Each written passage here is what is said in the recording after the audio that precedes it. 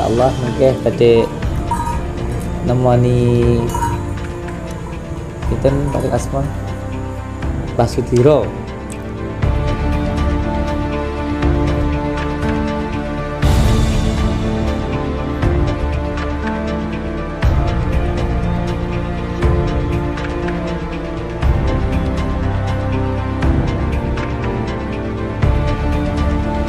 Udah kali rambutan apa bikin? Apa bikin?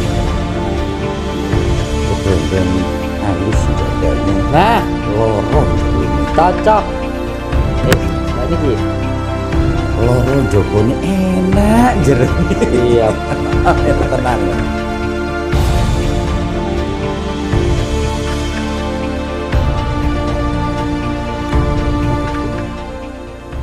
Kalau tambi nih ya. Mungkin kita terus barokah amal kulo amal paat amal jayane berapa matur suwun sangat kalau tambi ya alhamdulillah Itu isinya tua lo ya. oh itu nanti kalau di pamonnya itu kelihatan hitam tua ini. Yang ya kemarin sama ini tua ini. Iya. Itu untuk keselamatan.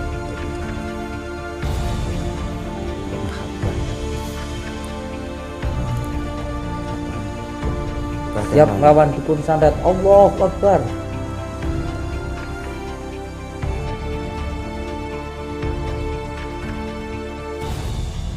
Saya katakan sekali lagi, Gus saya ini orang yang masya Allah buat saya.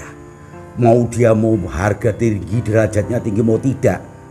Sekali lagi, siapapun yang mengajarkan kamu satu alif saja, maka dia lebih berharga daripada isi alam semesta.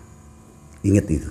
Apalagi mengajarkan toto kromo, upah apa tadi, upah wisa, ya itu mengajarkan seperti tidak gampang loh seperti itu. Apalagi beliaunya langsung mempraktekkan, apalagi beliaunya sampai kayak kemarin itu sebetulnya pengajaran kepada kalian semua. Waktu beliaunya tidak sadar itu pengajaran bahwa tidak ada hakikinya, nggak ada kecintaan hakiki kecuali Allah Subhanahu Wa Taala.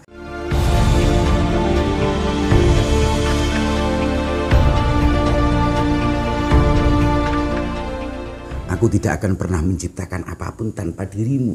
Kalimat ihdinas siratal mustaqim itu ya Rasulullah. Gitu loh. Aku tidak akan menciptakan apapun karena waktu aku turunkan ke muka bumi ini yang namanya lau anzalna hadzal qur'an jabalil ra'aitahu khasyian mutasaddian min khasyatillah. Ayat Allah yang kuturunkan ke bumi ini, bumi hancur. Kuturunkan ke surga nggak mampu. Kuturunkan ke neraka nggak mampu. Ilah kecuali nurillah yaitu Muhammad Rasulullah sallallahu alaihi wasallam. Maka jangan sekali-kali mengingkari. Rasul makna yang dohriyah bimakkatah. Makna ruhaniyah biqolbika. Di dalam hatimu yaitu baitul mu'min.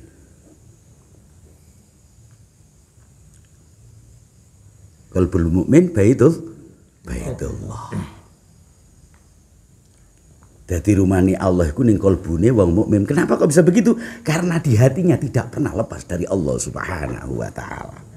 Di dalam dinding-dindingnya sampai di dalam dadanya sampai muncul ke dalam dohirnya, bahkan jasadnya, bahkan darahnya, bahkan penglihatannya.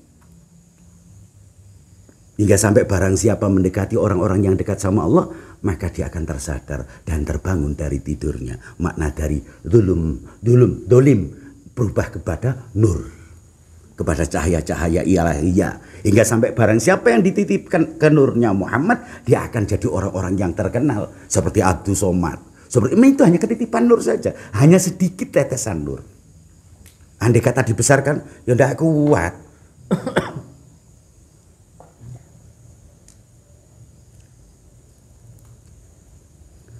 Maka alhamdulillah kita bisa, tapi kita bisa mengenal gini harus wasilah. Tanpa seorang guru tidak mampu kita masuk ke sini. Tanpa seorang guru tidak akan nyampe. Makanya taklim harus diajarkan. Bagaimana tawaduk sama guru. Jangan sekali-kali tawaduk sama guru kok lihat gurumu, tapi lihatlah bagaimana Allah. Bagaimana Rasulullah. Andai kata Rasulullah ini ada seorang santri wani mbek guru nih nyinggung perasaan nih walaupun di dalam hati, maka Rasulullah tidak akan pernah mengagumi umatnya.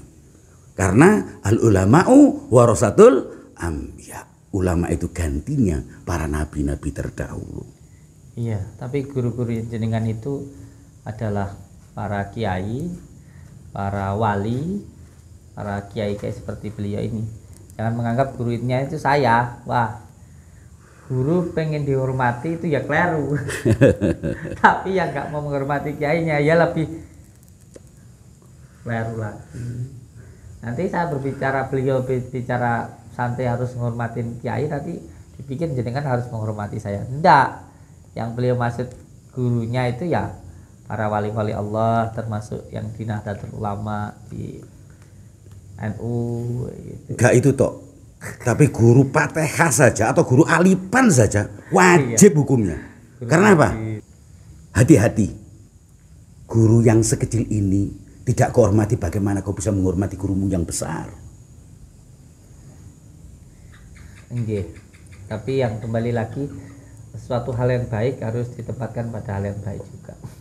Sebagai contoh, jangan sampai ketika ada kasus seperti yang kemarin yang viral, seorang ustadz berceramah tentang sedekah lalu dia minta sedekah. Ini bledru. Ini bledru, ini yang merusak umat, yang merusak agama itu ini ya. Ini bledru. Jadi tapi sekali lagi, saya katakan sekali lagi, Gus saya ini orang yang masya Allah buat saya. Mau dia mau harga tinggi, derajatnya tinggi mau tidak. Sekali lagi, siapapun yang mengajarkan kamu satu alif saja, maka dia lebih berharga daripada isi alam semesta. Ingat itu. Apalagi mengajarkan toto kromo, upah apa tadi, upah wisa, ya. Itu mengajarkan tidak gampang loh seperti itu. Apalagi beliaunya langsung mempraktekkan. Apalagi beliaunya sampai kayak kemarin itu sebetulnya pengajaran kepada kalian semua. Waktu beliaunya tidak sadar itu pengajaran bahwa tidak ada hakikinya, nggak ada kecintaan hakiki kecuali Allah Subhanahu wa taala. Hingga sampai beliaunya lepas seperti itu dalamnya, sampai memikirkan Allah sebegitu dalamnya hingga lupa sama suaminya, lupa sama istrinya, lupa sama dirinya. Loh, saya itu nih. Fana wal baqo. Dia menuju ke hakikiannya Allah bahwa la maujudun ilallah. Loh ini pelajaran kemarin itu malah begitu sama ro gurune ngono tambah bingung ora karon. Yo salah sakjane tambah apa maksudnya guru saya.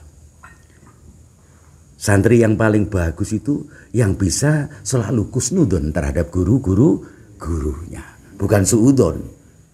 Orang sama orang saja suruh kusnudon kok apalagi sama gurunya. Ya ini yang dikatakan dok kulu sain fi mahali, letakkan sesuatu pada tempatnya. Ada makom tingkatan itu ada. Jadi syariat itu juga tidak murni syariat. Ada syariah bi syariah, syariah bi toriko, syariah bi hakiko, syariah bi ma'rifah, syariah bi laduni. Ada toriko bi syariah, toriko bi toriko bi. Ini terus menanjak. 25 derajat yang harus kau pahami. Afwan Gus. Iya. Jadi kalau syariat bi syariat bagaimana? Ojo ngelakoni syariat tanpa yang didhawuhkan Kanjeng Nabi. Itu syariah bi syariah.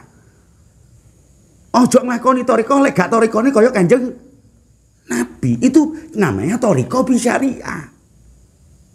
Nah nek kon moro-moro toriko mari ngono kon nglakoni kaya wong-wong biyen topo kaya ula wonten nemplek. Lah kelalawar niku sing sikile digantung niku. Wah niku kelakuane wong biyen iku bukan toriko, iku tapi golek ilmu kesaktian. Mengki dugi dalam kula kathah tiyang ngoten-ngoten niku nggih. Tapi ten mriki mboten niku sing dibahas. Sing dibahas bagaimana hakikat sebuah toriko, hakikat sebuah syariah, hakikat sebuah ma'rifah, hakikat sebuah laduni. Ini kadang-kadang nggak memahami. Nanti tahapan demi tahapan. Maka sekali-kali wahai anak-anaknya Gus Syamsuddin yang baik hati, jika lo kau berjalan di kelas 1, jangan sekali-kali memikirkan kelas 2, kamu akan gak kuat. Jangan sekali-kali kau sudah di kelas 2, jangan sekali-kali memikirkan kelas 1, kau tidak akan pernah maju. Jalani apa adanya, ala kulli syai'in qadir.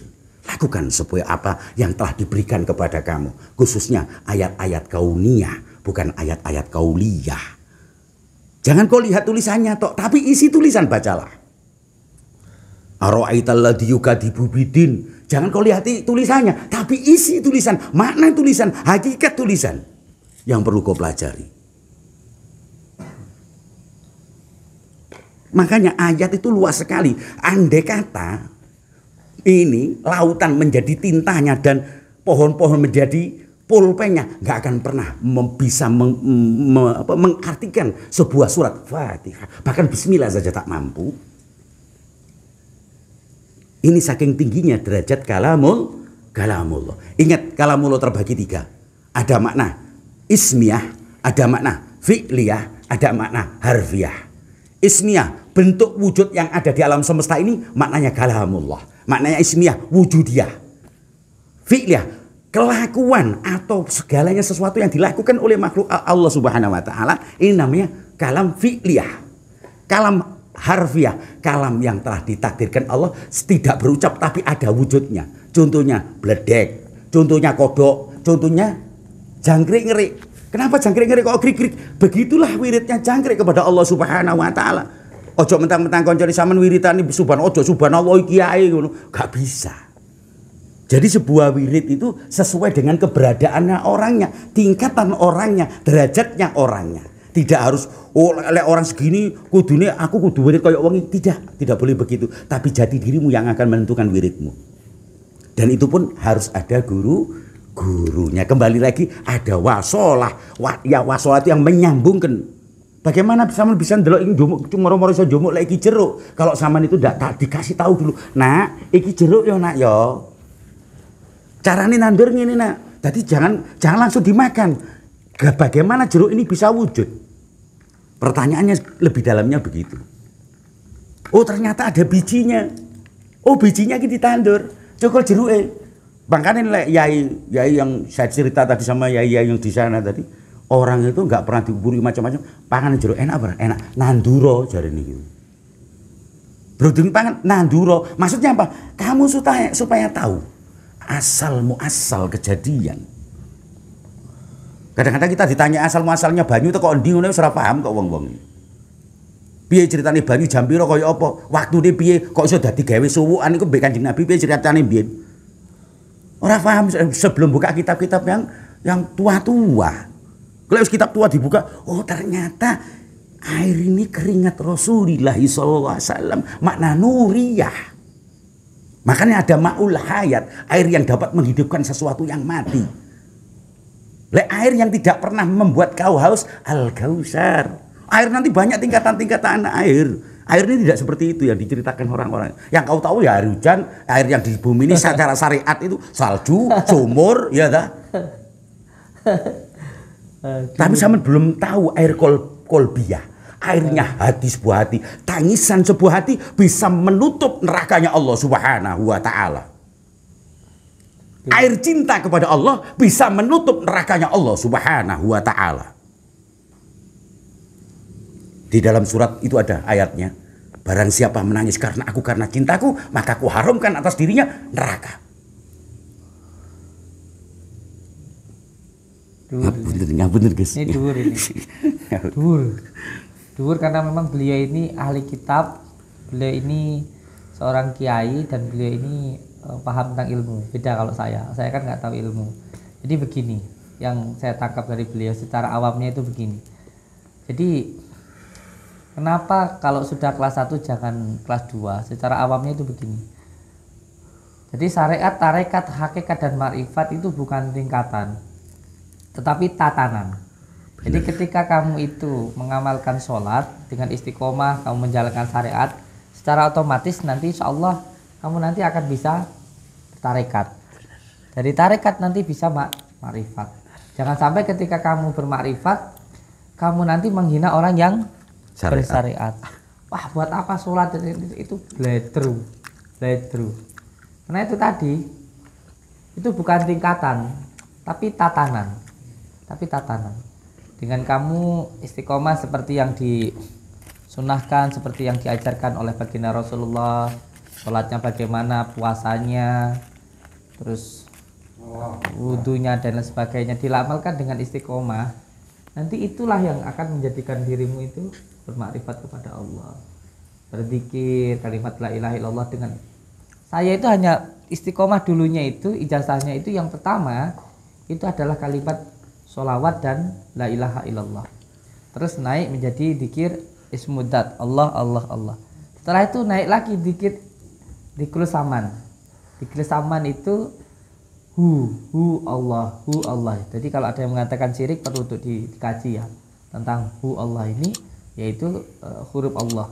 Huruf Allah itu alif lam lam ha, zat sifat asma af'al ya. Gitu. Hu itu kembali kepada Allah. Makanya ketika kul huwallahu ahad, Allah itu menerangkan saya itu loh satu, itu pasti dalam Al-Quran itu menggunakan huruf hu. Ismu dhamir. Iya, ismu dhahir atau hu, itulah menerangkan dirinya, yang menerangkan dirinya. Jadi bukan hu itu bukan kok wah syirik apa sesat itu, terkadang itu yang perlu untuk dikaji sedikit. Seperti itu. Jadi yang ingin beliau sampaikan tadi adalah tentang tatanan di dalam bersyariat. Syariat tarekat hakikat itu adalah tatanan, bukan tingkatan, dan tidak perlu ketika ada yang kalau ada yang mengatakan bahwa saya sudah bermakrifat nggak perlu sholat, itu bledru. Itu bledru. Itu karena yaitu tadi, ketika kita masih hidup di dunia maka kita pun juga masih butuh yang namanya syariat atau sarana. Kecuali kalau kamu nggak makan kamu sudah bisa kenyang, ya itu baru kamu itu boleh ngomong kayak gitu. Kalau kamu aja untuk kenyang aja kamu harus makan, ya kamu jangan ngomong yang kayak gitu loh. Kamu melihat aja masih butuh mata, kamu ngomong masih butuh mulut, kamu megang masih butuh tangan, kamu aja mau jalan harus butuh kaki. Jadi jangan kamu berbicara nggak butuh sholat. Sholat itu sarananya, syariatnya itu loh, syaratnya itu adalah. Jadi selama kamu itu masih makan nasi, sholat toh. Nggih. Mbak boleh kula ngomong wonten salah Kang punten. Ngapunten ya Allah. Nggih. Kadang-kadang asik bercerita tentang Allah ini lupa. Kayak orang minum minuman yang memabukkan, yang lupa akan segalanya. Ya Allah, ngapunten Gus, ngapunten.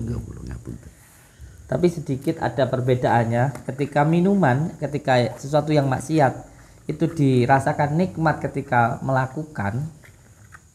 Tetapi kalau syariat itu begitu nikmat ketika tidak melakukan maksiat. Paham enggak? Paham dengan saya maksud? Jadi ketika kita itu bisa meninggalkan maksiat, maka itu akan terasa nikmat. Bisa merasakan nikmat. Tapi ketika sangat tersiksa ketika melihat maksiat.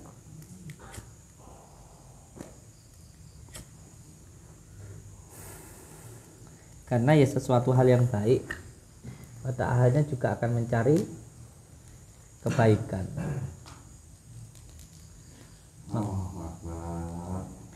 Makanya alhamdulillah saya itu selalu membagi ya. Jadi saya cerita di sini, jarang orang yang tahu saya itu membagi 3 hal.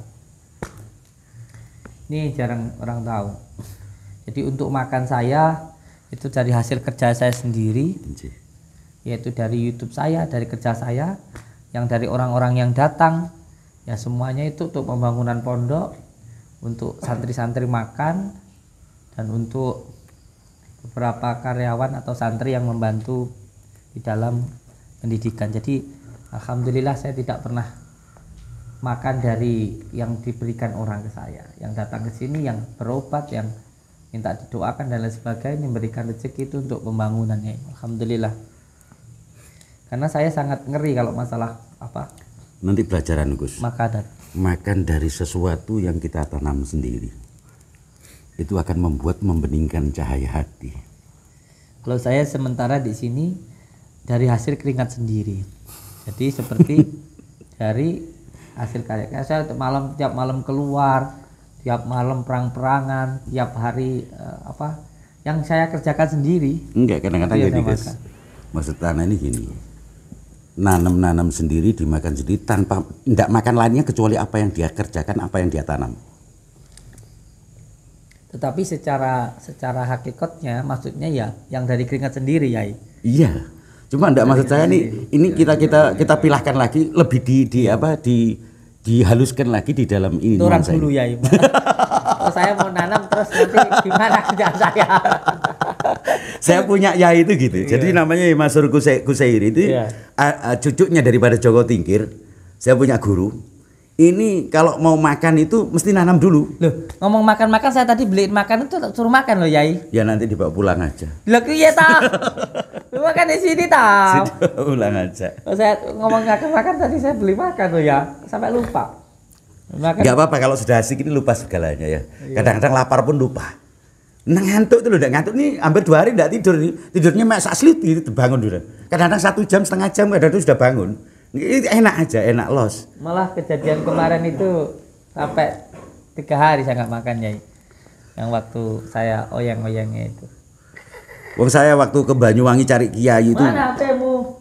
Sampai 7 hari itu. Sana cari uang. Oh, iya. Sampai 7 hari itu enggak tidur, enggak makan. Karena saking asiknya sama para Masya Allah, orang Masya Allah. Rasanya nikmat betul hidup ini. Ingat Gusti Allah sambil jalan itu sambil nikmat gitu ya Allah. Kadang-kadang makan ini cukup 1 kepel. Rasanya sudah kayak makan 1 piring yang besar. Kalau diisi 1 piring perut sakit semuanya sini. Kayak dihantemi orang banyak gitu. Duh nggih Gus ngoten Gus kula niki. Nek kadung mangan sak lepek, lebih tekok sak lepek loro weteng kula Gus ngapunten Gus.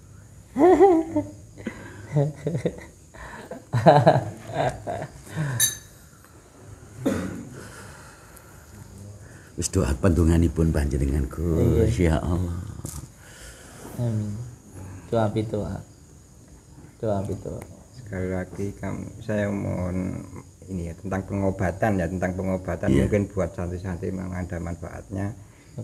Kalau Al-Qur'an itu kita harus yakin karena Al-Qur'an itu sebagai kalamnya Allah Ta'ala ya, yang sudah dijelaskan tadi ya, dari kalam jagat cilik, jagat gede, kalamnya Allah Ta'ala itu istimror ya, terus menerus tidak ada henti. Jadi ya Al-Qur'an di sini kan ruqyah ya, ruqyah. Jadi setiap sesuatu kalau kita itu misalnya ada pasien, ruqyah itu bukan alternatif, bukan pengobatan alternatif. Al-Qur'an itu yang utama, dan yang pertama itu harus Al-Qur'an dulu. Siap. Mantap ya. Itu harus Al-Qur'an dulu. Karena Allah Ta'ala sendiri yang dawuh dan ayat-ayatnya banyak itu. Wa idza maridtu fa huwa yashfin wa nunazzilu minal Qur'ani ma huwa syifaa'un wa rahmatul lil mu'minin. Banyak. Allah Ta'ala sendiri yang dawuh itu di dalam Al-Qur'an itu. Kalau Al-Qur'an itu bisa menyembuhkan penyakit lahir batin ya, sebagai rahmat bagi orang-orang yang beriman. Kalau kita sebagai orang yang beriman harus yakin Al-Qur'an itu bisa menyembuhkan, bukan hanya fisik ya, bukan hanya psikis, lahir batin ya. Jadi Allah Ta'ala itu bisa menyembuhkan sesuatu tanpa reaksi, tanpa kesurupan, tanpa asbab, tanpa madu, tanpa apa, bisa langsung sembuh, tanpa mutah-mutah ya. Allah Ta'ala itu kuasa, bisa menyembuhkan pasien tanpa sebab, tanpa mutah. Iya benar. Mumpung ingat. Oh benar tadi ya. Saya mumpung ingat sedikit saya tambahkan. Waktu malaikat Israel mencabut nyawa, disuruh nyabut nyawanya Bani Adam. Ya malaikat Israel, kau yang mengambil tanah dari bumi ini, yang dari berbagai macam bentuk dan warna. Hari ini kau kutugaskan untuk menyabut. Ya Allah, tidak mampu, aku nanti dimusuhi sama Bani Adam. Lalu apa kata Allah? Aku nanti yang membuat dia asalnya bagaimana, apa asbab musababnya. Nah ini termasuk asbab musabab. Allah memang bisa, tapi Allah punya sabab musabab. Iya. Syariatnya dipakai. Nah benar.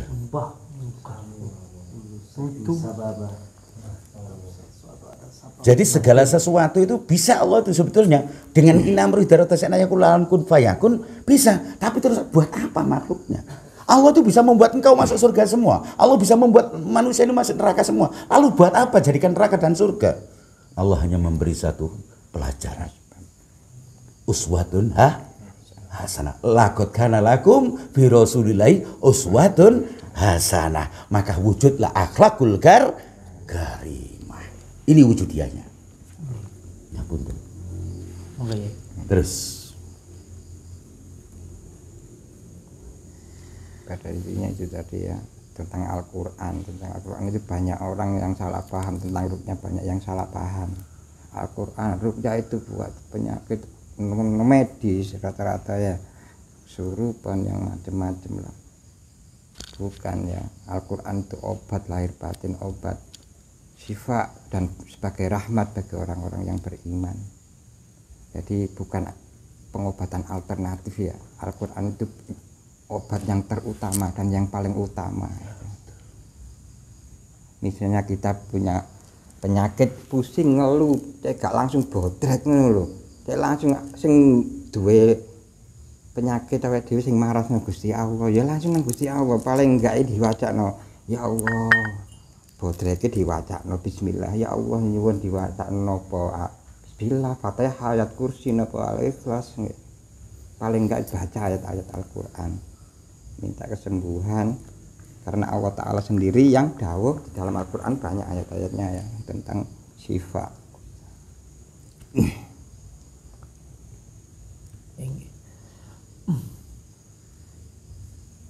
Kita yang menyembuhkan di Allah Ta'ala, yang ngasih sakit juga Allah Ta'ala. Kita langsung ke Allah Ta'ala dulu, baru kita memakai asbab, pakai air, kita baca-baca ayat-ayat, kita tiupkan ke air atau ke madu, itu asbab.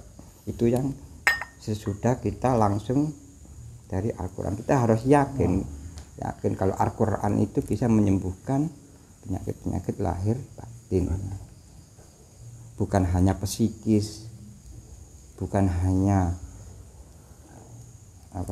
fisik, bukan hanya non medis, semua penyakit lahiran batin.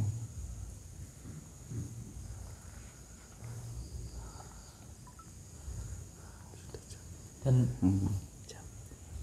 kenapa Yai? Belum.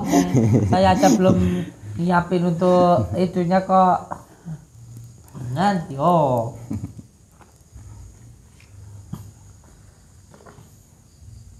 sampai geledak semua. Masih 2 hari itu kan harusnya ganjil. Gusti Allah niku fardan. Ganjil kudu 3 dino. Tenang.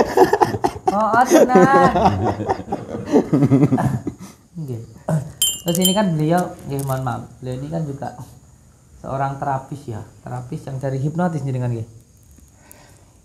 Saya buka ya.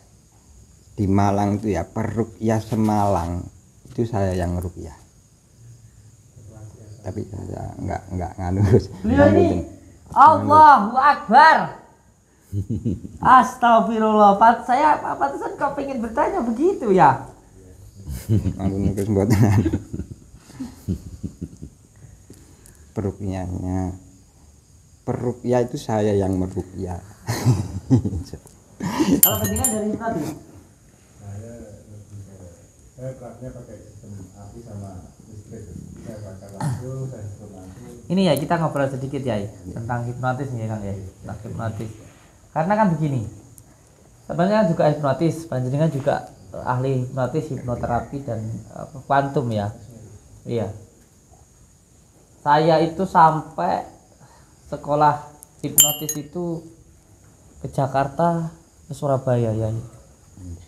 Saya sampai ngambil yang bukan hanya tingkatan dasar bukan hanya sebagai siswa, tapi saya mengambil guru dan master hipnotis. Karena banyak orang yang menjadi penasaran saya masuk ke hipnotis begini ya. Ada seseorang yang menyerang saya. Dia itu kan belajarnya hipnotis. Dan mohon maaf, oknum ini sangat menjelek-jelekan sekali di bidang ruqyah ya. Di bidang ruqyah orang ini. Dan ketika saya benar-benar masuk ke dalam hipnotis, tidak ada yang menjelekkan peruqyah ya. Tidak ada yang menjelekkan peruqyah. Ini hanya oknum-oknumnya saja. Bahkan ada beberapa oknum yang mengatakan kalau kesurupan itu kan nggak ada. Kesurupan itu nggak ada. dilogikakan. Itu hanya gangguan psikis saja. Jadi seperti luapan emosi. Padahal di Al-Quran sendiri ada 3 pembagian. Ada yang gangguan psikis, ada juga yang gangguan medis.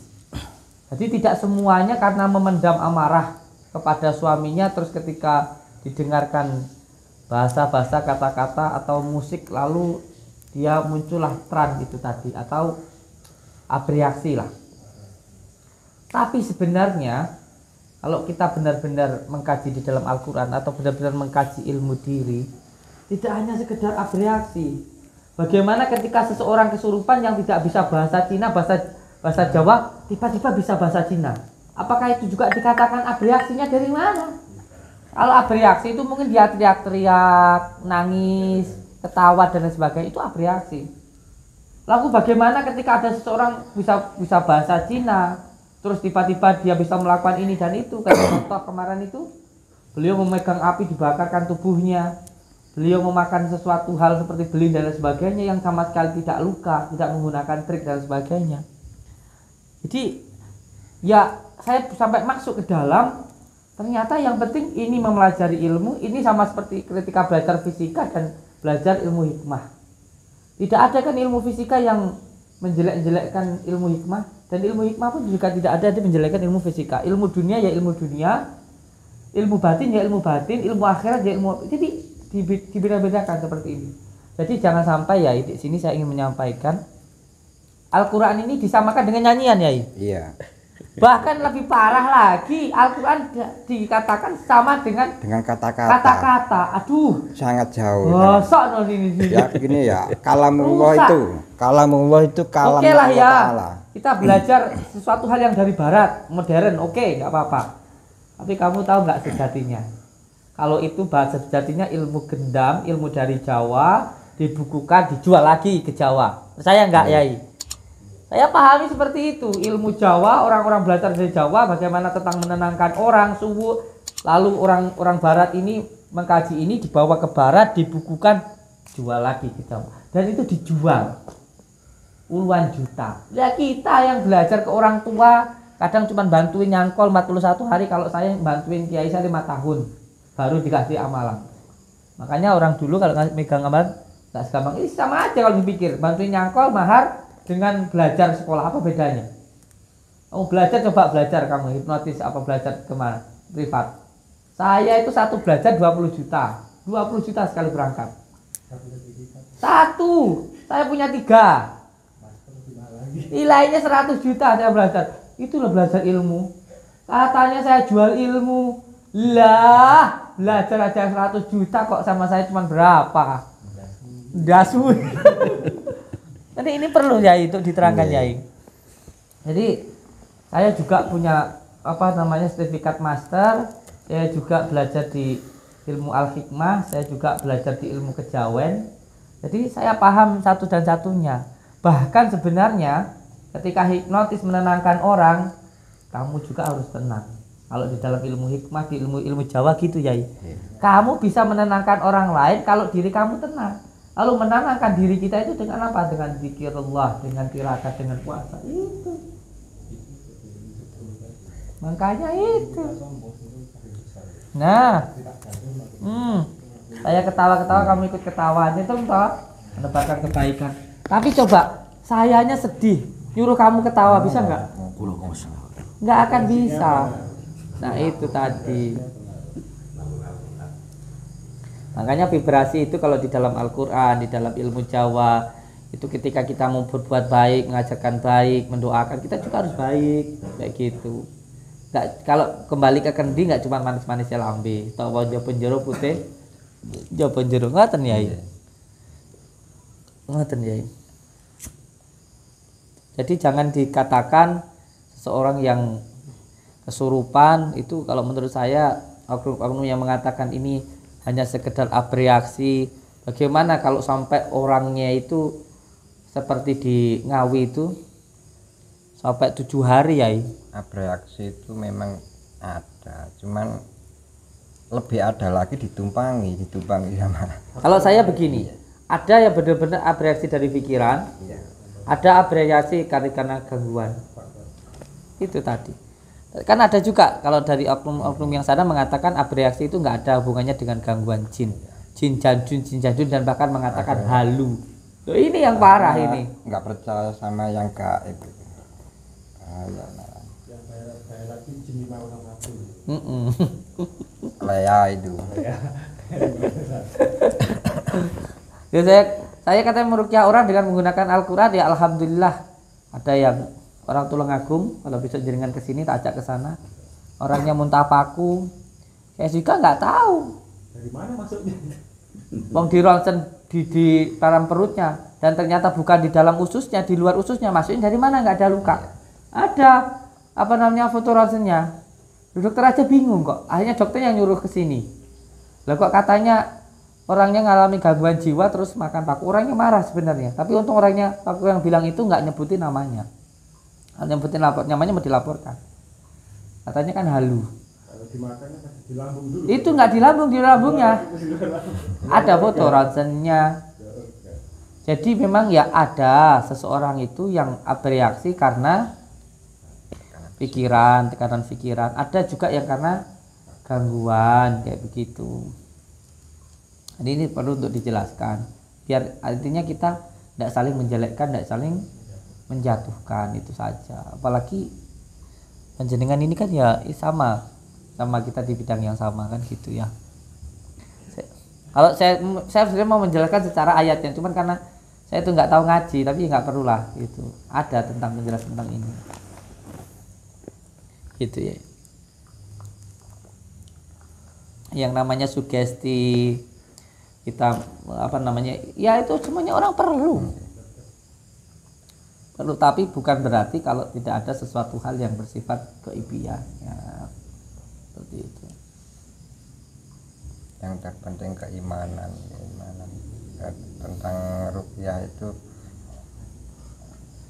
ayat-ayat Al-Quran itu sebagai kalam itu sifatnya Allah Ta'ala, dan sifat itu merupakan ranahnya di ketuhanan, bukan makhluk ya. Jadi kalam Allah itu Al-Quran itu bukan makhluk ya, jadi sifat ini masuk ranahnya di ketuhanan.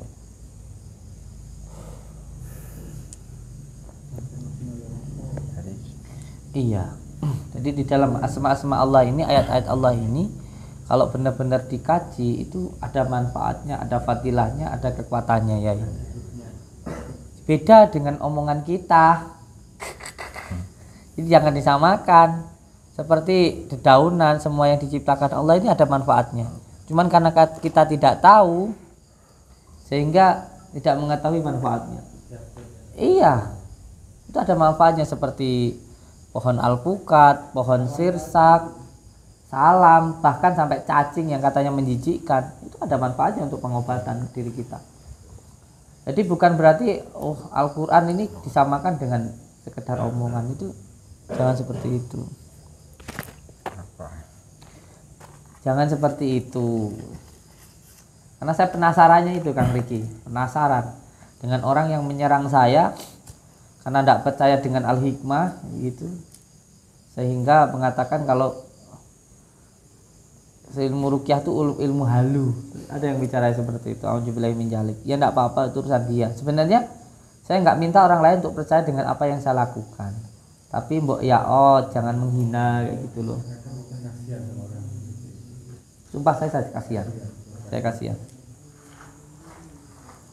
Di Malang itu kan Gus, bahkan ya teman-teman hipnoterapis pun saya tekankan untuk meruqyah di alam bawah sadar itu pakai Al-Quran. Jangan tinggalkan Al-Quran. Yai, saya ini sekarang sebagai masternya hipnotis. Ya. Saya di bagian hipno. Ya. Atau saya di prakteknya. Tapi apakah salah ketika hipnoterapinya dengan menggunakan Al-Quran? Tidak. Dua-duanya double. Malah bagus. Saling mendukung. Tak kasih tahu. Gitu loh. Hipnoterapi dengan menggunakan Al-Quran itu lebih bagus. Karena kita juga semakin tahu tentang dunia logika, tentang pikiran manusia, ditambahkan lagi dengan batiniahnya gitu loh. Itu ya. Ini sebenarnya tidak ada yang bertentangan, tidak ada yang menjelekkan. Ini hanya oknum-oknum saja. Mau tak tunjukkan sertifikat saya. Kasihan sekali. Kasihan sekali. Ada juga yang mengatakan kalau dukun itu sok tahu, sok sakti. Di mana saya pernah bilang kalau saya itu sakti? Enggak pernah saya. Semua kan sudah saya bilang, semua yang dipertontonkan yaitu namanya adalah tontonan, ya kan? Semua hal yang dipertontonkan itu adalah untuk ditonton dan dijadikan sebagai hiburan, kan begitu. Kalau ada tuntunannya diambil. Nah, sudah jelas seperti itu. Rumahnya seperti ini nih, kita megang begini, apa tuh dimakan gitu, dimakan, itu. Rumahnya ini kita nggak ngerasain apa-apa di mana. Terus kita nggak ngerasain nggak panas semuanya. Terus apakah seperti itu terus kita itu suruh buktikan kita dibakar? Kan nggak kayak begitu. Gimana ya? Ada semuanya ilmu tenaga dalam. Orang nyerang mental gitu ya. Apakah semua orang disuruh nyerang terus dipentalkan? Aduh, kamu nggak ngerti. Apa seperti silat hadiran itu tek orang nanti bisa silat terus semua orang suruh megang. Dia nggak paham tentang ilmu hikmah. Ilmu hikmah itu mana yang untuk dipertontonkan, mana yang untuk dalam keadaan terdesak. Apa iya kalau ada orang yang umpamanya nggak bisa jalan datang ke sini, didoakan dia sembuh. Terus bawa orang, coba kalau bisa menyembuhkan, coba ini disembuhkan. Ini kita mendoakan loh. Ini sembuh karena dengan izin Allah, bukan dengan keinginan kita, bukan dengan kemauan kita gitu loh. Apa orang diruqyah keluar paku terus semua orang suruh ngeluarin paku. Aduh ya Allah Gusti. Aneh dunia ini kadang-kadang. Repot orang-orang yang begitu, yang terlalu dilogikakan semua. Ya kayak contoh tenaga dalam ketika mental diisi dulu hadiran atau diukur dulu tingkat emosinya, kan begitu. Ada tatanannya kan begitu, nggak asal-asalan. Aduh. Coba aku coba pentalkan semua orang loh. Semuanya untuk mediatoran coba saya dibuat kesurupan loh. Ada portal-portalnya yang harus dibuka. Ada amalannya untuk membukanya, kan begitu, untuk merasakannya kayak gitu. Ya ilmu rasa disamakan sama ilmu logika, ya nggak, ilmu batin ya nggak nyambung. Gitu. Sama kayak manisnya kopi gini kan ya merasakannya yang mengamalkan. Saya coba pengen manisnya kopi, nyuntek panas diminum loh lambene. Mana ndak manis panas no. Ya tunggu dulu, diracik dulu sampai dingin dulu. Minumnya jangan gelegek, dirasain dulu gitu. Ada insyaallah. Bahasanya anak pondokan yang dulu-dulu itu kayak zukun nih. Dukun itu kan berasal dari kata zukun, zukang angduweni kun, ingkang anduweni. Jadi orang-orang yang sudah bersih hatinya, sudah tidak merasa keakuannya, itu mempunyai kun. Jadi apa yang diucap itu mandi, dukun, zukun, dari kata-kata bahasa Arab ya zukun, zukang angduweni kun Gusti Allah Ta'ala. Iya, nanti orang yang dijadikan Allah, bukan orang yang menjadikan. Jadi orang yang dukun itu mengerti duduknya kun. Jadi duduk tekun. Iya. Dukun itu orang yang mengerti duduknya kun. Ya kun fayakun. Orang yang didudukan jadi orang tua gitu. Tauhidnya dimateng. Iya. Tapi kembali lagi kalau sudah jadi orang tua ya, kalau ada anak kecil yang ngomong kayak gimana ya nggak usah terlalu ditanggapi dan begitu. Cuma ya. Pahamnya cuma di situ. Repot. Iya.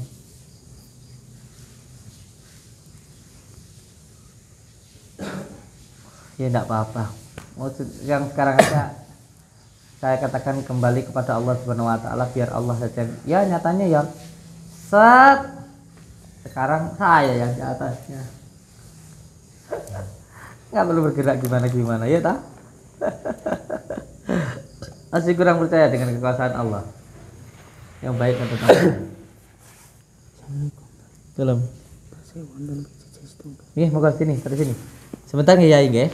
Kita sambil mendoakan yang datang. Sini, disematkan di sini. Karena memang kita sambil belajar ngopi nggih Yai. Ngopi ini kan ngolah pikir, jadi kadang kita menemukan ilmu itu bukan hanya dengan kitab tapi dikaji. Kan kalau ngobrol sama ya, kadang-kadang bingung. Kalau kayak gini kan bahas kitab enak. Yuk, bahas kitab apa. Nanti ketemu gitu. Nanti ketemu sini.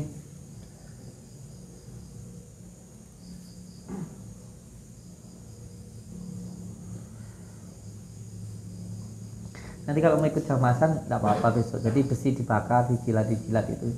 Sebenarnya ya enggak sakti. Itu kalau orang Jawa itu noto lati ya. Dulu zamannya Baginda Rasul itu ada kai itu. Besi dipanaskan buat pengobatan. Kai namanya. Termasuk sunnah itu. Jamasan kalau saya.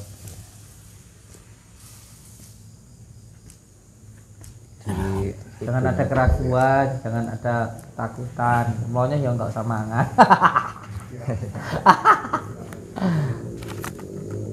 Besok saya ngebong besi deh sih, tak suruh dilatin satu persatu. Nanti setelah itu baru pegang itu manjatin besi.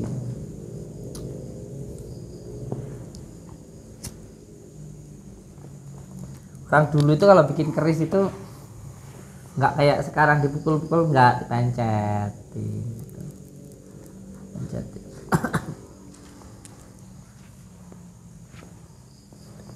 Saya masih ada kenalan di Gunung Lawu itu di atas.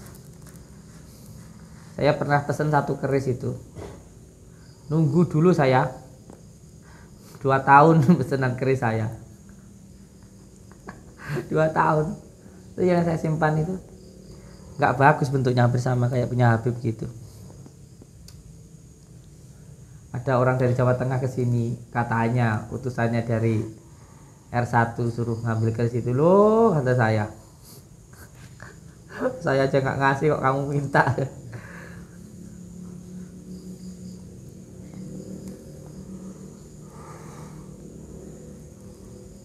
Keris sampai sekarang dikatakan syirik, ya Allah. Padahal itu nggak ada bedanya kayak HP gitu. Kamu pegang HP aja ya nggak sirik kok. Itu lo cuman benda untuk berdoa kayak gitu. Ayo. Monggo makme. Mam di sini dulu ya. Buru-buru pulang tak. Katanya harus 3 hari. Iya toh.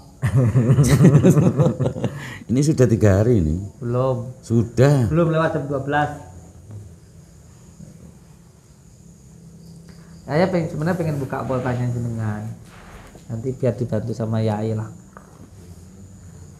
Terkadang kalau kita bener apa ya? Jadi ada yang kita itu merasakan tapi belum bisa melihat. Itu ada. Betul katanya.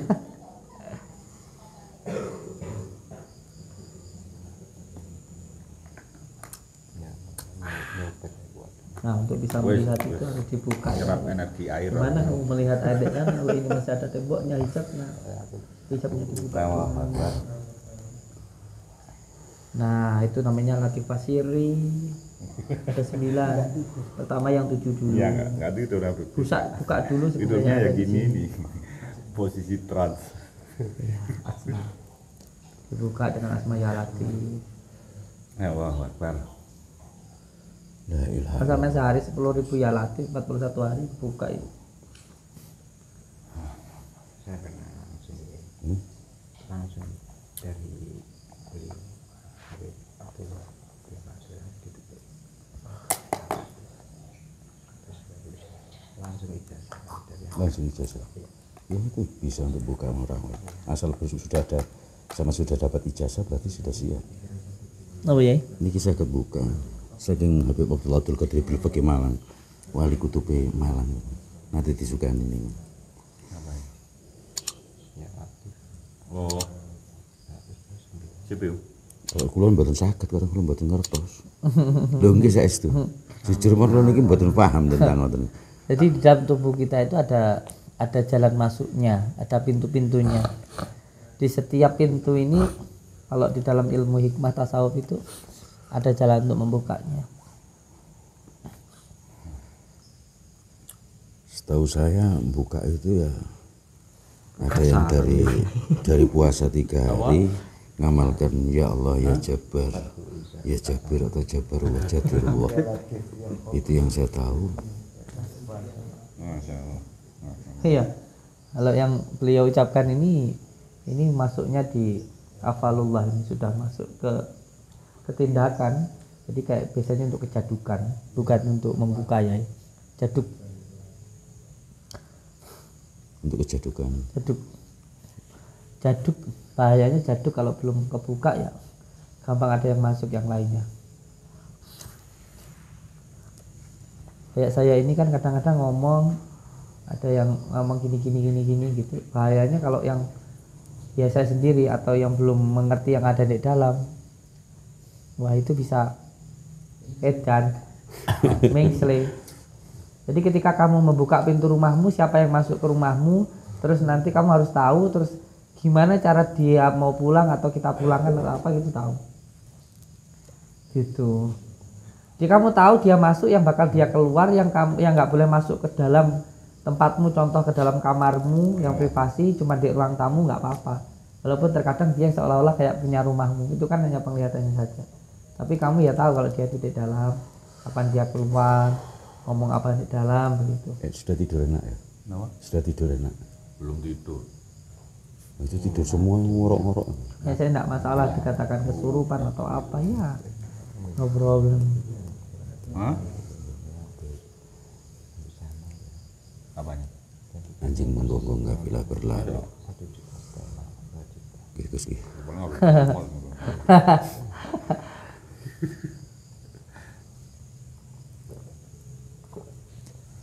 Saya tahu satu persatu nih anak-anak saya yang ketakutan sama saya, yang senang sama saya gitu. Allahu Akbar. Tahu saya satu persatu. Ini menganggap saya kerasukan, ini juga saya tahu ini awalnya. Iya, tanya aja orangnya. Saya tahu hatinya ini. Menganggap saya kerasukan, edan, satu persatu saya tahu kemana yang. Bahkan insya Allah nih ya, insya Allah saya tahu di hati-hatinya satu lagi ngomong apa. Gak bisa coba tanya ini. Anak itu pertama nganggap saya kerasukan itu. Dulu dia dianggap kerasukan edan loh saya. Bukan kerasukan setan, dikira jadi musyrik sesat. Lek kerasukan itu tidak mengingat Allah. Gus, kalau itu bisa agak kesini. Ya bener ya. Jauh-jauh dari Malang ke sini, lek Gusnya kerasukan ya lucu tuh. Lala po masa kerasukan, gue lek di Malang akeh wong jalan kepangan.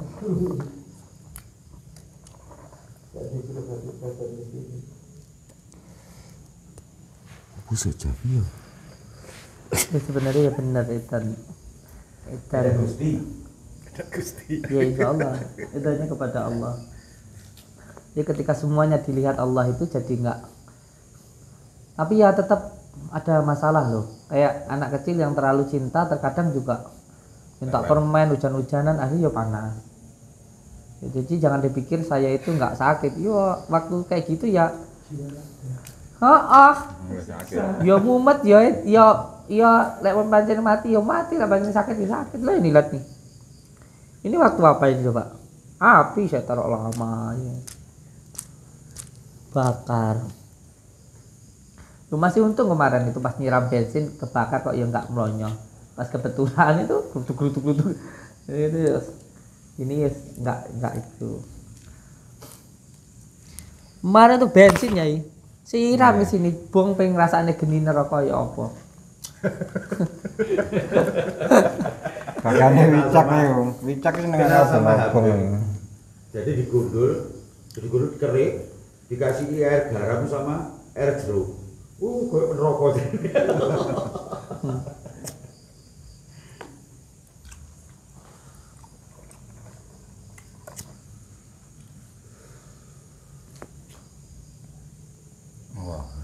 Ambilin rokok nih.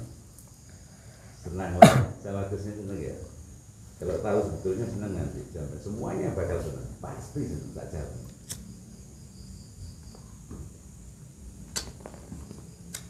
Saya kemarin itu sebenarnya sudah sempat untuk mau keluar dari media sosial atau mau berhenti dari hingar-bingarnya dunia. Itu sudah ada titik seperti itu. Tapi kembalinya kalau saya ngambilnya ke Robiah Al-Adawiyah itu dari seorang sufi yang saya kagumi. Kemarin itu saya sempat sudah ngomong sama istri sama kiai saya mau ke sana Banyuwangi ke Alas Purwo, dan saya pengen ada di sana sampai selamanya lah, sampai saya berapa tahun ya gitu. Pengennya seperti itu.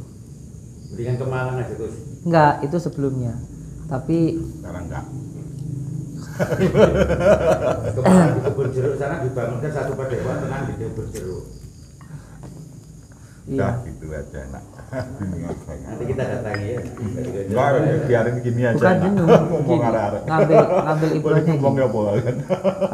Kata hati saya, kalau kita memangnya ke tempat hiburan malam, kalau tujuannya itu untuk dakwah menyadarkan itu bagus kan begitu. Tapi kalau kita masih nggak tertarik dan intinya mencari kesenangan di situ, kan kita harus menghindar. Maka dari situ kemarin saya sempat mau berhenti kan di sini sudah ada Kiai Nawawi, saya tak ke Purwo. Tapi terus kembali lagi, dimarahin lagi sama Kiai saya. Terus pertarunganmu di mana kayak gitu. Jadi kalau kamu di sana berzikir sendiri, itu untuk dirimu sendiri. Tapi kalau kamu itu beribadah 1 tahun dengan kamu ngasih makan santrimu 1 aja yang kelaparan, atau 1 aja orang yang datang membutuhkan, itu lebih baik gitu loh. Jadi saya nggak jadi mau hidup di Purwo.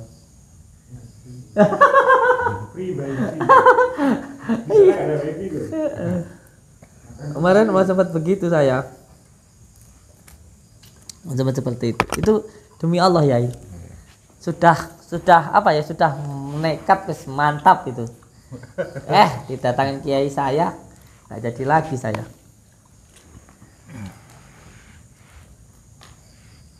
Ya Allah.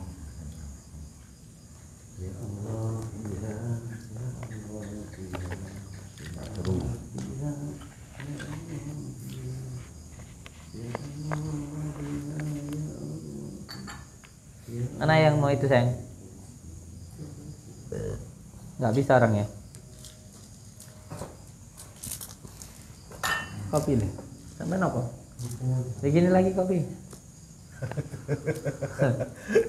Dibantu satunya. Nah, iya. Aku Ji.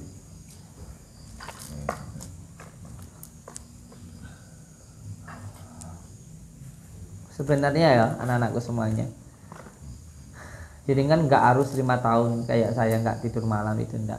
41 hari aja nggak usah tidur malam, tidurnya ya siang aja gitu. Mulai dari jam 7 atau jam 8 bangun jam 12, istiqomah aja nggak tidur malam.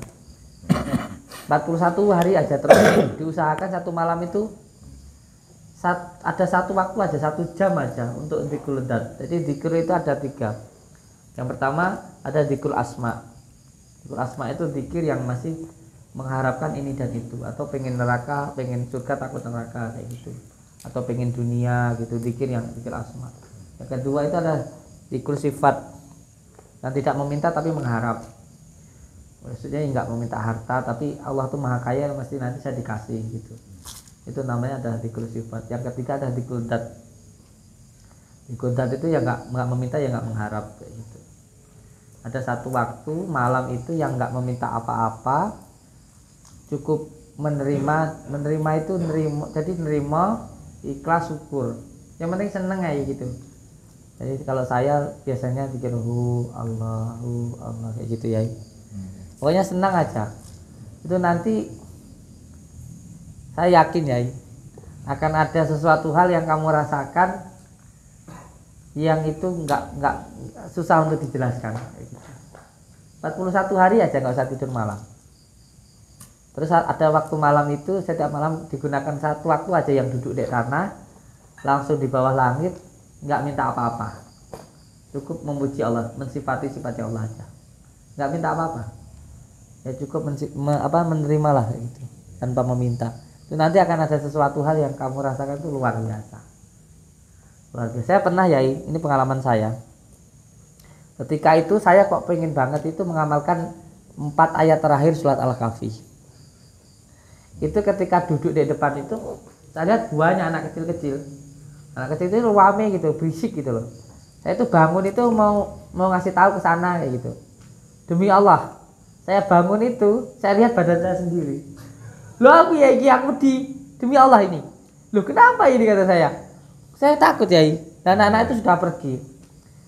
Terus besok malamnya lagi saya lanjutkan lagi. Saya dikir di depan padepokan itu diam gitu. Terus tiba-tiba ada orang tua itu ngamuk-ngamuk bawa obor, lempar ke saya.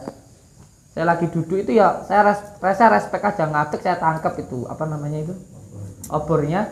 Saya lempar ke orangnya lagi, baca Allahu Akbar itu. Dia marah-marah karena anaknya diganggu itu. Akhirnya dia pergi. Saya nengok ke belakang, lu badan saya ketinggalan. Demi Allah. Itu pengalaman saya. Loh ini kok badan saya enggak malah ketinggalan itu. Ketika saya rentek balik itu ya bangun lagi. Terus malam yang ketiga, ketika duduk sambil membaca 4 ayat terakhir surat Al-Kahfi itu, ini tiba-tiba naik itu saya lihat badan saya dari bawah naik ya berasa gitu kayak nembus tembok, nembus apa namanya ini, kayak ngeliat genteng, kelihatan ke bawah. Setelah saya mikir, wah ini saya mati ini katanya. Aduh anak-anak saya gimana nih gitu. Wah ini nanti gimana sama karyawan saya sama gimana gitu ya. Tek itu balik ke bawah lagi. Terus habis itu nggak kayak gitu lagi. Terus saya datang ke kiai saya. Saya matur kalau kejadian yang kayak gini gitu. Terus kata Abah Yai sebenarnya waktu itu kamu nggak mati gitu ya. Kamu itu mau dapat ilmu lagi kayak gitu. Terus akhirnya dibimbing itulah dari sekarang sampai sekarang dibimbing. 4 ayat terakhir surat Al-Kahfi. Karena saya sangat senang dengan surat Al-Kahfi itu. Salah satunya yang pertama, saya dulu mendapatkan isyarah gitu bahwa di akhir zaman itu kuat sekali untuk melawan fitnahan Dajjal. Makanya saya amalkan. Terus ketika saya amalkan, ternyata banyak sekali hal yang saya dapatkan itu. Akhirnya saya suka gitu. Terus ternyata juga itu menerangkan tentang beberapa pemuda yang tidur sampai beratus tahun ya ini. Bahkan ada anjing yang masuk surga itu. Ashabul Kahfi. Pengalaman itu.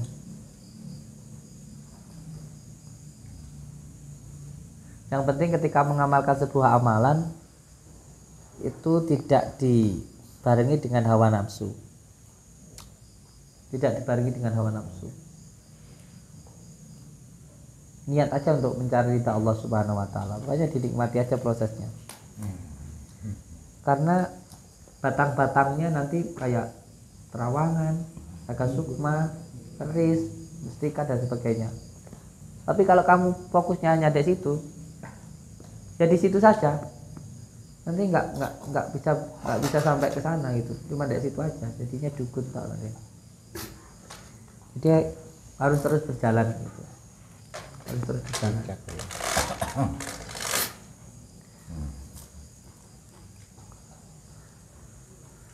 Kenapa saya? Tidak apa-apa.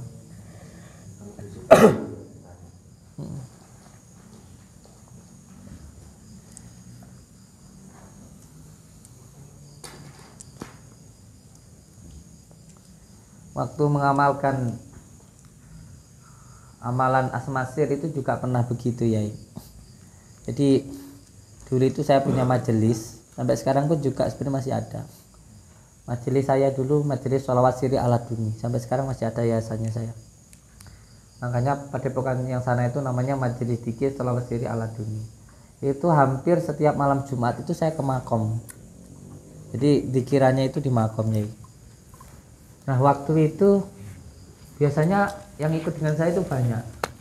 Kok delalah malam itu nggak ada yang ikut, tapi karena keruan teke hati itu pengen dikiran di makom, akhirnya saya berangkat sendiri malam-malam itu. Baru sekitar jam 9 itu saya lihat kok sepi, nyenyap gitu, sepi di makom itu. Saya masuk ke dalam. Sebelum saya masuk ke dalam itu wes di depan itu gangguan itu banyak, yang buto gitu, ndruwo itu banyak. Saya tetap aja masuk ke dalam. Sampai di dalam itu ketika dikiran sholawat Nuridati itu kuping itu kayak budek. Jadi suara jangkrik, suara kodok, suara-suara itu semuanya kayak hilang gitu, hilang. Nah, adalah waktu itu kepikiran kayak pengen sakti gitu loh. Ya namanya masih muda ya. Kepikiran pengen sakti gitu. Nah, terus tiba-tiba itu kayak naik ke atas gitu loh, kayak naik ke atas terbang gitu. Saya terbang, saya sakti ya. Saya nggak tahu waktu itu apakah terbang itu seluruh raga saya atau hanya nyawa saya atau halusinasi, saya nggak tahu. Pokoknya waktu itu terbang aja. Saya bisa ngeliat rumah saya, bisa ngeliat sekitaran semua itu. Terus setelah itu tiba-tiba itu kayak ada suara kiai saya itu, sik toh mandek. Kiai saya itu bilang kayak gitu. Terus saya berhenti. Coba sekarang kamu lihat, kamu itu terbang itu naik apa? Gitu. Saya lihat di kaki saya itu, saya naik di kepalanya buto itu. Alah, dari situ saya langsung nyebut Allahu Akbar, turun lagi bawah der gitu. Loro kabeh. Dari situ saya udah enggak pengen lagi bisa terbang. Enggak pengen naik. Wes enggak pengen naik sampai mebur aku. Dan numpak kaya ngono wae. Opera aku ganti aku ditumpaki. Terus itu. Makanya kalau lagi tirakat itu jangan berangan-angan pengen jadi orang yang sakti. Nanti breakthrough gue sing nemoni breakthrough. Jadi nanti kalau kamu itu berzikir tujuannya untuk ke makhluk, ya sudah sampai di makhluk tok. Jadi harus mendekat kepada yang menciptakan makhluk. Itu. Kuncinya itu aja sih. Kuncinya itu aja. Jangan berusaha untuk mendekat ke makhluk gaib. Nanti ada yang ngaku wali, ada yang ngaku, bahkan ada yang ngaku nabi ya. Gitu. Kalau yang datang dari depan, kanan, kiri, itu kalau bisa sih nggak usah dianggap. Kecuali yang dari atas. Setahu saya itu. Kebanyakan yang dari depan, belakang itu nyepo. Apa itu namanya? Membo. Kebanyakan masih pakai jubah, pinter baca Al-Quran itu membo. Saya itu pernah ada yang ngaku Sunan Kalijaga itu ada. Tidak dibacakan Ratibul Haddad jadi buto. Saya pernah mau ke kehapusan itu, orang tua kurus gitu. Ya bicaranya itu kalem santai gitu, terus bahas tentang ilmu laduni gitu, sehari 2 hari sampai 7 hari saya sama beliau. Ya seneng. Akunya Nabi Khidir itu terakhir saya ngomong sama kiai saya, saya ketemu Nabi Khidir, nggak ada jempolnya, dipegang itu di hati dingin aku. Tenan nih, kata saya. Coba kamu nanti sana amalan Nabi Khidir kamu tahu apa? Surat Al-Ikhlas. Saya baca surat Al-Ikhlas di samping orangnya. Jadi genderuwo. Bentuknya itu genderuwo dan genderuwo. Alah. Tak usir ngomong tai aku. Kaleh kowe aku.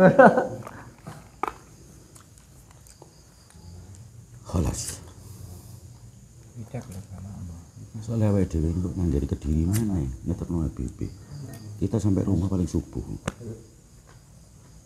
Ulang. Ini Wicak. Coba sini dulu, sini Sang. Siapa sini? Siapa yang ini ya? Anak-anak kemana ya?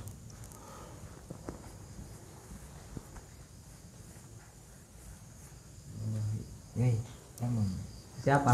Ke Mas Imam atau ke siapa? Iya coba. Nanti diserahkan dulu dong. Ah. Kalau kemarin itu saya Iya, ini rumah di kamu. Kula niki mengki soalnya ngeteraken Nabi barang nang Kediri masih perjalanan hampir 5 jam ibarat nyampe rumah. Kita mampir ya, yang Sururi. Ya tongkatnya itu. Lah yang mampir kan yang Sururi terus ke tempatnya antum. Dari tempatnya antum nanti ke Mbah Nawasil kalau bisa. Malam menang. Dan makanya perjalanan kita ini masih panjang. Nah, Bawaslu kapan-kapan. kapan-kapan aja. Ya dipatehai walaupun kapan-kapan ngesakno wis nunggoni ket mang, ket winginane gitu. Yang Sururi aja tadi ditunggu langsung tangan pancen waduh gak karuan ceritanya tadi. Wes nangis-nangisan rangkul-rangkulan nangis-nangisan Gus ya Allah. salam untuk beliau nih. Nggih. Yang Sururi itu Masya Allah Gus ya Allah. Ya, Sunan Patok. julukannya Sunan Patok.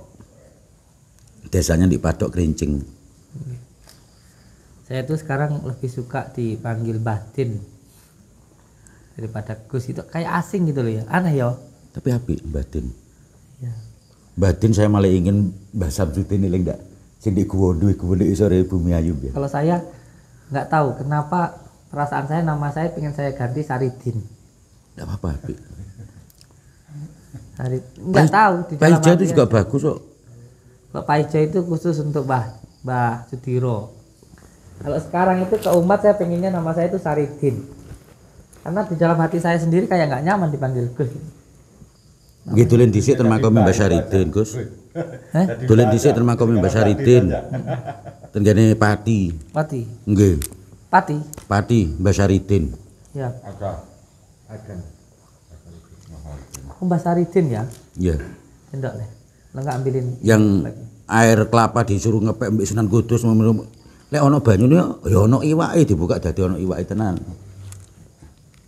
Oh, itu beliau ya. Iya, itu Mbah Saridin. Makamnya di mana? Di Pati.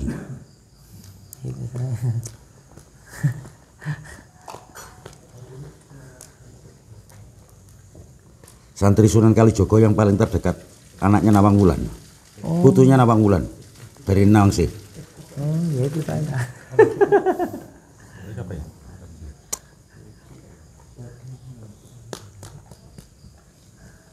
Mana gelasnya? Ini biji dulu. Mana kerucuk gitu ya.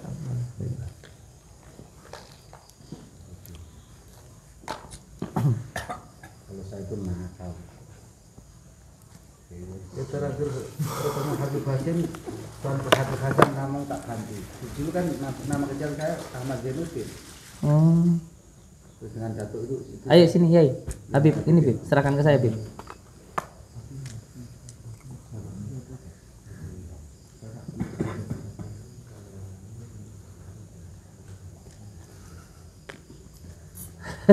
Aku dia. Seperti apa?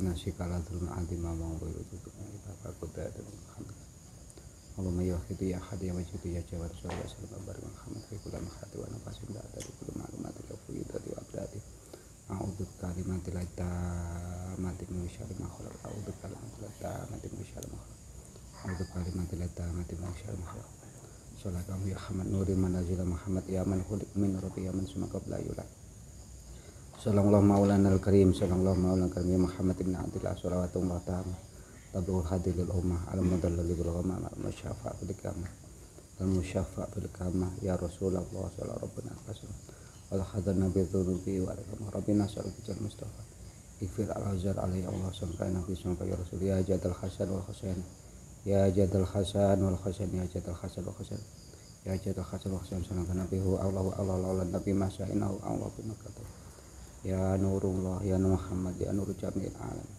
ya nur jamil auliya illahi ya Allah min ladunna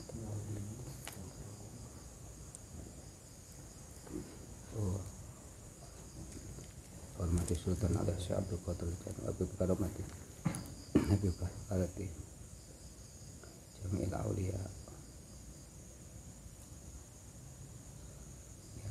ya Jaduna Sayyidina Rasulullah Jaduna Sayyidina Rasulullah Jaduna Sayyidina Hasan Khan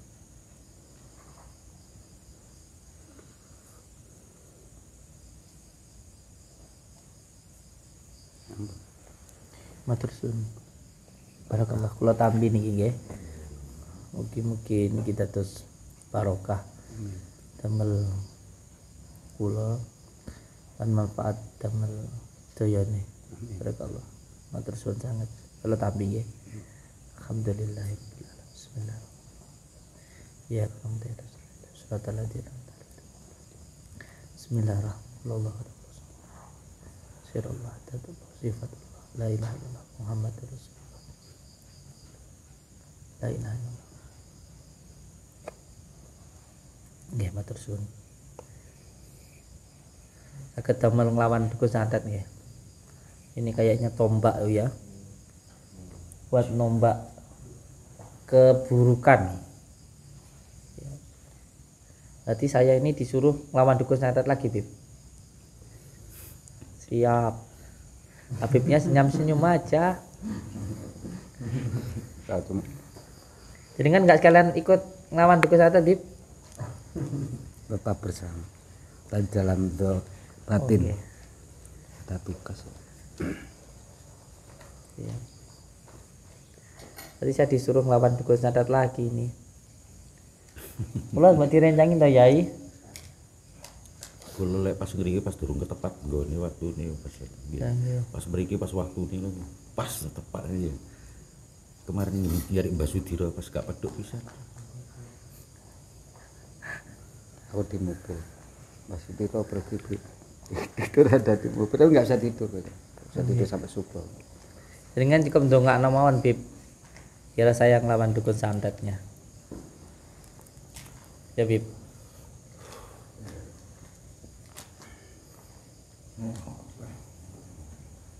Tombak ya, Bib ya. Kayak tombak ya, Bib. Kemarin kayak apa caranya mengeluarkan pamornya katanya? Itu bisa. Isinya tua lo ya. Tua itu, Gus. Nanti kalau di pamornya dia itu kelihatan hitam. Tuanya betulan. Yang kemarin sama ini tuanya, Gus. Iya. Itu untuk keselamatan, untuk menjaga rumah, untuk mahabbah. Katanya. Untuk nombak dukun santet ya. Ditambah wakul ja'al haqqu aja kalau batil. Tambahin gimana ya? Wakul ja'al haqqu aja kalau batil innal batil akan nasoko. Kopil itu. Dan ditambah la haula wala quwwata enggak ngefek, enggak mengena kita. Biar kalau dia nyerang enggak kena kita. Terus ditambah bismillahirrahmanirrahim masmi syai'un fil wala fis sama'i wa sama'. Jangan banyak-banyak nanti. Ya enggak itu. Kuwi sih kuwi. Ya itu tok. Siap ngelawan dukun santet. Allahu Akbar.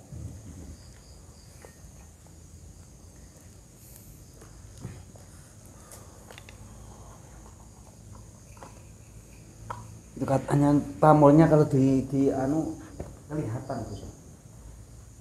Ini sebenarnya bisa. Aku bisa loh gitu. Gus Keluntung. Lawan dukun santet ini nanti. Biar santetnya enggak ngenain saya. Nanti kamu yang megangin ya.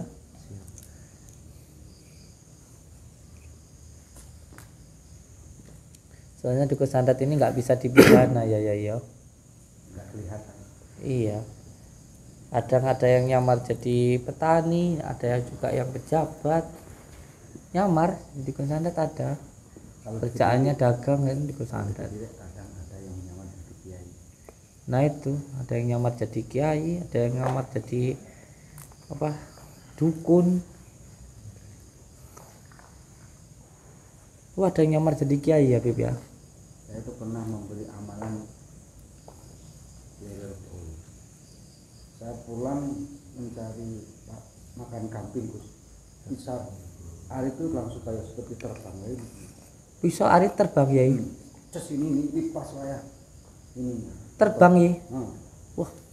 Habibnya diserang pakai santet. Itu padahal aku cuma menjajahi dia itu. Bagaimana? Guru saya Kami diserang santet. berarti yang makan ini semenjak dia itu tidak ada berarti disantet. Meninggal. Enggak, alhamdulillah. Sampai ngasih jasa saya nanti dengan disantet Bib. Kalau kan Amin. kelihatan berori minang lama. Iya. Nanti kalau disantet ngomong sama saya Bib. Saya datangin yang nyantet Bib. Alhamdulillah aku dengan izin Allah punya dokter. Ini kan pas saya urat. Kata saya soal ke makam Hasan cari apa istilahnya apa gamet. Nah, itu didoakan di makam Hasan terus apa itu pututnya untuk makan randu bukan. Nah, astagfirullahaladzim.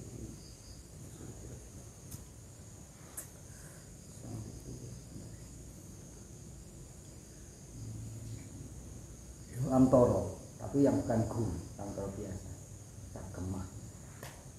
Ya. Dokter dari Jabal langsung ke sini, Jawa Barat sana. Buka ini sedang dengan izin Allah. Kata dokter, ini ditutup dengan malaikat. Ini sudah mengantuk. Masa putus jadi sambung?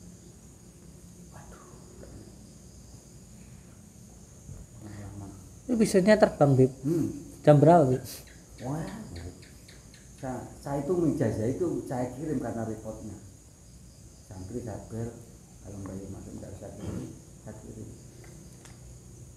Nah pas siang itu ya siang Bos. Siang-siang. Wah kuat berarti santetnya siang-siang Bib. Kuat santetnya ya. Siang-siang loh. Santetnya nggak sopan bagus. Santet itu kalau siang wah luar biasa dahsyatnya itu.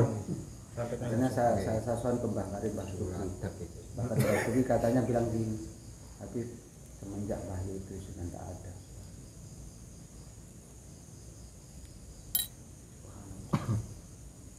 Ternyata apa ya itu dilajah namanya kata dilapangkan derajat. Ya ininya yang cuma mengimami masjidnya Mbak Karim, ngaji dimakan, Pak itu top. Aku bilang, mana aku bilang.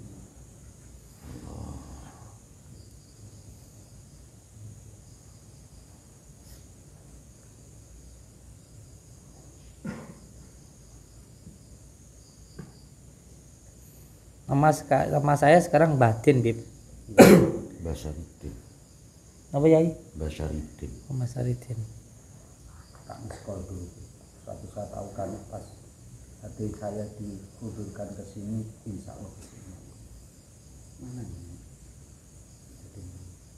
Jadi sekolah dengan konstitusi itu tadi malam kan masukkan jawabannya khusus. Namanya? Ya khusus itu. Allah ya Rabb, Allah ya Rabb.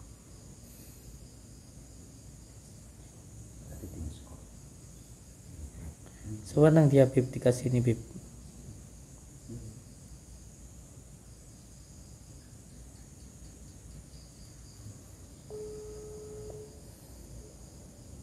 Ini saya. HP-nya nggak dibawa. Kenapa sih? Oh ini. Simpan. Wah, dia Habib sendiri pernah disantet ya Bib ya? Alah, saya 25 tahun. 25 tahun. Disantet. Selama 25 tahun disantet terus. 25 tahun disantet Bib. Gak ngomong sama saya Bib. Orang Banyuwangi. Datengin.